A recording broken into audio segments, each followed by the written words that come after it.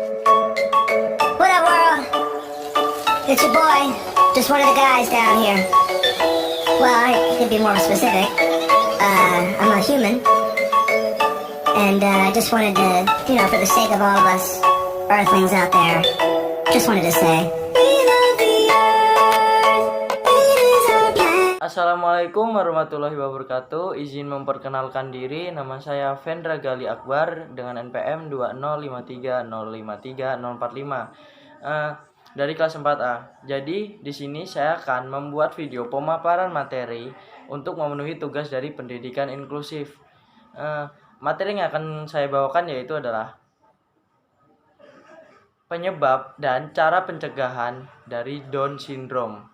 Alasan saya memilih materi tersebut adalah di mana Down syndrome ini atau biasa kita sebut atau sering kita temui yaitu kembar seribu wajah. Dikarenakan hampir setiap daerah yang kita lewati atau temui selalu ada beberapa orang berkebutuhan khusus yaitu tentang Down syndrome. Nah, untuk kali ini saya akan membahas cara pencegahan dan penyebabnya. Langsung saja pembahasannya. Cekidot. Penyebab dan pencegahan Down syndrome. Apa itu Down syndrome? Down syndrome adalah kelainan kromosom genetik 21 menyebabkan keterlambatan perkembangan dan intelektual. Sindrom Down adalah kelainan genetik yang disebabkan ketika pembelahan sel menghasilkan bahan genetik tambahan dari kromosom 20. Anak dengan sindrom Down pada dasarnya memiliki potensi sama dengan anak-anak pada umumnya. Selain memberikan pelatihan untuk menstimulus perkembangan otak maupun fisiknya, penderita sindrom Down juga memerlukan perhatian dari lingkungan sosialnya. Berteman dan berinteraksi dengan mereka dapat meningkatkan kepercayaan dirinya sehingga akan mendorong mereka untuk mandiri. Adapun penyebabnya: 1. Usia ibu saat hamil. 2. Genetika turunan orang tua. Sekitar 4% kasus sindrom Down adalah hasil genetik warisan salah satu pihak orang tua. Baik pria dan wanita bisa menjadi pembawa sindrom Down di dalam gennya. Pembawa genetik disebut sebagai karir. Karir bisa tidak menunjukkan tanda atau gejala sindrom Down, tetapi ia bisa menurunkan proses kelainan tersebut ke janin. 3. Pernah melahirkan bayi sindrom Down sebelumnya. Wanita yang pernah mengandung janin dengan sindrom Down memiliki resiko 1:100 untuk memiliki bayi selanjutnya juga mengidap sindrom Down. 4. Jumlah saudara kandung dan jarak lahirnya. Risiko bayi lahir dengan sindrom Down juga bergantung pada seberapa banyak saudara kandung dan seberapa besar jarak usia antara anak paling bungsu dengan bayi. Risiko memiliki bayi dengan sindrom Down semakin tinggi pada ibu yang hamil untuk pertama kalinya di usia yang lebih tua. Risiko ini juga semakin meningkat bila jarak antar kehamilan semakin jauh. 5. Kekurangan asam folat. Kerja metabolisme tubuh yang kurang optimal untuk memecah asam folat bisa berpengaruh terhadap pengaturan epigenetik untuk membantu kromosom. 6. Faktor lingkungan. Faktor resiko yang paling umum dan sering menyebabkan adalah paparan bahan kimia dan zat asing yang ibu terima dari kehamilan. Rokok merupakan zat beracun yang dapat mempengaruhi pembentukan kromosom bayi semenjak dalam kandungan. Ibu yang merokok memiliki rantai kromosom yang lebih pendek daripada normalnya. Pencegahan Down syndrome. Semua sindrom mempunyai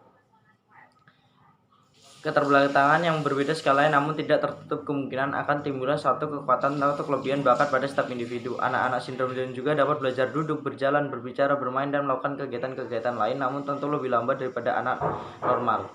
Anak sindrom Down sesungguhnya memiliki potensi besar karena yang memiliki kelainan hanyalah kromosom, bahkan otak ataupun bagian-bagian lain. Kekurangan yang dideritanya adalah sebagai akibat meskipun sikap dan perkembangannya lambat, namun bila ditangani sejak dini maka potensinya dapat dimaksimalkan mendekati anak normal. Pencegahan dapat dilakukan dengan melakukan pemeriksaan kromosom melalui amniocentesis bagi para ibu hamil terutama pada bulan-bulan awal kehamilan, terlebih lagi hamil yang pernah mempunyai anak dengan sindrom Down atau mereka yang hamil di atas usia 40 tahun perlu hati-hati memantau perkembangan janin. Sindrom Down tidak bisa dicegah karena merupakan kelainan yang disebabkan oleh kelainan jumlah kromosom 21 yang seharusnya hanya 2 menjadi 3. Diagnosis dalam kandungan bila dilakukan diagnosis pasti dengan analisis kromosom dengan cara pengambilan sedikit bagian janin pada plasenta pada kehamilan 10-12 minggu atau amniocentesis pengambilan akhir ketuban pada kehamilan 14-16 minggu. Untuk mendeteksi adanya kelainan pada kromosom, ada beberapa pemeriksaan yang dapat membantu penegakan diagnosa ini, antara lain 1. Pemeriksaan fisik penderita, 2. Pemeriksaan kromosom, 3. Ultrasonografi atau USG, 4. Ekokardiogram atau ECG, dan 5. Pemeriksaan darah atau cutaneous umbilical blood sampling. Sampai saat ini belum ditemukan metode pengobatan yang paling efektif untuk mengatasi kelainan sindrom Down. Pada tahap perkembangannya, penderita sindrom Down juga dapat mengalami kemunduran dari sistem penglihatan, pendengaran, maupun kemampuan fisik mengingat tonus otot-otot yang lemah. Dengan demikian, penderita harus mendapatkan dukungan maupun informasi yang cukup, serta kemudahan yang menggunakan sarana atau fasilitas yang sesuai berkaitan dengan kemunduran perkembangan baik fisik maupun mental. Kesimpulan, sindrom Down adalah kegangguan genetika paling umum yang menyebabkan perbedaan kemampuan belajar dengan ciri-ciri fisik tertentu. Sindrom Down tidak bisa disembuhkan, namun dengan dukungan dan perhatian maksimal, anak-anak dengan sindrom Down bisa tumbuh dengan bahagia. Diharapkan dengan kemajuan dalam bidang pengobatan, masalah-masalah kesehatan ini dapat teratasi dan usia penyandang sindrom Down bisa mencapai 55 tahun.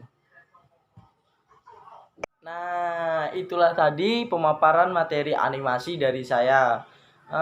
Untuk pemaparan materinya, jika ada kesalahan kata yang saya ucap, penyampaian materi yang salah, dan lain sebagainya, saya memohon maaf sebesar-besarnya, dikarenakan saya sendiri masih dalam proses pembelajaran yang membutuhkan saran, bimbingan, dan arahan dari teman-teman penonton semua.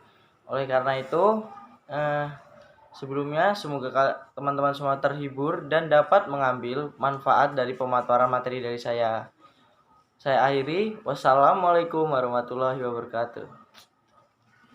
We are the vultures, beat 'em